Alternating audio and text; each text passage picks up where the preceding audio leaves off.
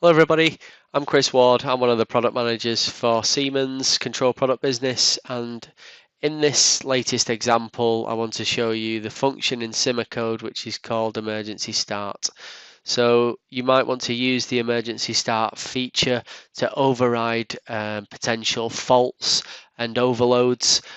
Say for example with an overload you have a cooling down period of 300 seconds, but in the event you've got a hazard that's affecting a person's health and the environment, or a machine, and it's creating a hazard, you might want to override the system and jog the motor for a specific time frame to try and alleviate some of that danger.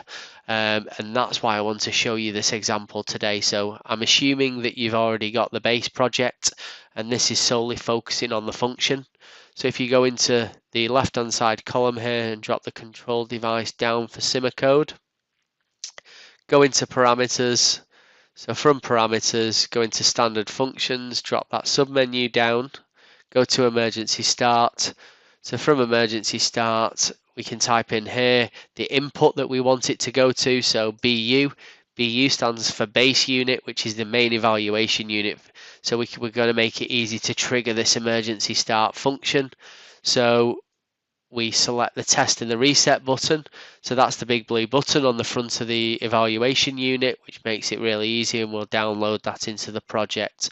So the idea is now, once that's downloaded into the SIMOCODE system, we can now go ahead and test that in the SIMOCODE station.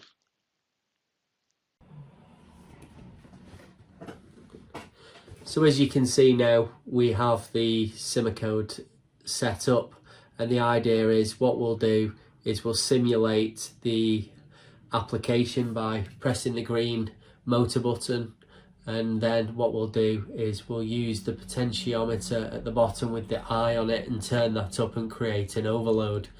And then once we're in overload, we can then acknowledge the fault by pressing the blue button as we'd suggested, and then that should cancel out the fault by the function emergency start. So we'll go ahead now and trial that to see whether that works.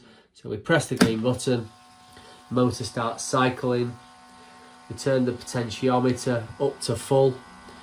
After a certain period of time, the thermal model will reach 100%.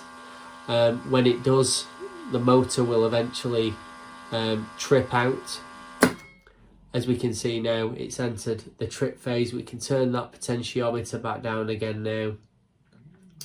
And then what we can do is, if we press the blue button now, that fault should be eradicated, whereas normally what you'd have to do is you'd have to wait for the cooling down period before you can initiate a start on the motor. So as you can see at the moment, you can't actually stop and start the motor because it's actually cooling down. So if that blue button was normal and you was just to press the test and the reset button without assigning it the emergency start function, it wouldn't actually do anything until the cooling down period had finished. So when you press that button now, as you can see, the fault has gone away, and you can now initiate a stop and a start sequence again. So I hope you found the video useful, and stay tuned for more how-to videos. Thanks very much.